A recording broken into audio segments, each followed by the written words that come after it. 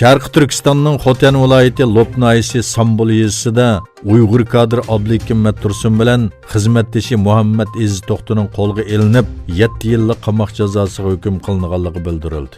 Aloqador kishilarning Erkin Osiyo radiosiga bildirishicha, Abdulikim Tursun bilan Muhammad Aziz To'xtu 2015-yili boshlangan qonunsiz kitoblarni yig'ilish harakati jarayonida uydagi hajiga aloqador kitoblarni qonunsiz deb qaramaganligi sababli partiyaning ko'zini bo'yash va diniy oshqunlik bilan ayblanib qo'lga ilingan necha yil o'tganligiga qaramasdan jazoga hukm qilinib Keriya turmasiga qamalgan.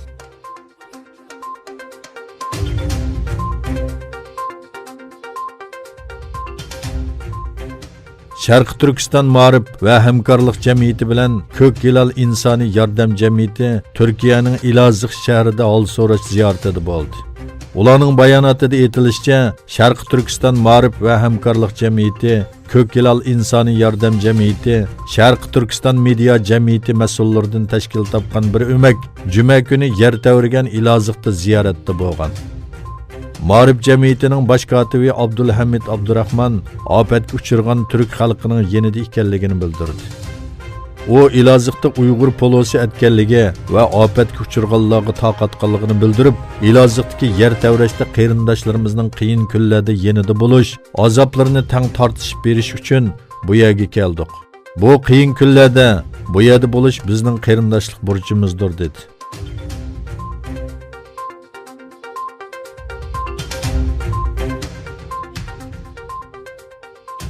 Xitoyda o'tirg'i chiqqan yangi tiplik tojisimon virus hujumi davomlashmoqda. Beyjingda bu virus sababli bir kishining o'lganligi bildirildi. Buning bilan o'lganlar soni 82 ga, yuqumlanganlar soni 2844 ga yetdi. Xitoyda bir SARS kasali mutaxassisi koronavirus kasalliklarining soni bu haftada yuqori chekka chiqishi mumkin deb ogohlantirdi. Kambodjada tunji koronavirus kasali bayqaldi. Bunun bilan Xitoy sirtida bu xil kasallik ko'rilgan davlatlar 15 ga yetdi. Shuning bilan birga Hong Kong, Malayziya va Mongoliya chegaralarini taqadi. Rossiya Oral Av Asiya shirkati Xitoyning Xaynan oraliga aeroplan safarlarini to'xtatish qarori chiqardi. Amerika prezidenti Donald Trump Twitter orqali bayonot e'lon qilib, bu xil kasallikning Amerikada bek oson ekanligini va vaziyatni yaqindan kuzatayotganligini bildirdi. Trump yana bayonotida Xitoy bilan bu virus haqida yaqin aloqada bo'layotimiz, Xitoyga va rais Shiga zarur bo'lgan har turli yordamni tavsiya qildik dedi. Shuning bilan birga bu virusning markazi bo'lgan Wuhan shahrining Kanko rayonida ommaviy taratqular orqali xalqqa xitob qilgan bir doktor hozirga qadar Wuhanda 90 mingdan ortiq kishining o'lganligini aytdi.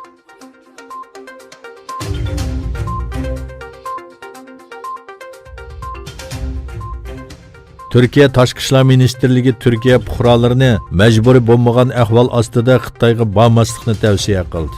Ministrlik e'lon qilgan bayonotda Xitoyning Xubey o'lkasi Wuhan shahrida o'pka yollig'iga sabab bo'lgan yangi koronavirusining davlat miqyosida tahdid shakllantirgudek saviyaga yetganligi ta'kidlandi. Bu virus bilan yuqumlanuvchilar sonining oshayotganligini tilga olgan bayonotda vatandoshlarimizni zarur bo'lmagan ahvolda Xitoyga sayohat qilmaslikni, Xitoyga borgan taqdirda Xubey o'lkasi boshchiligida virus tarqalishi og'ir bo'lgan joylarga bormaslikni alohida tavsiya qilamiz deyildi. Shuning bilan birga Angliyaning fuqarolarini Wuhan shahridan olib ketish uchun aloqada bo'layotganligi qayd qilindi.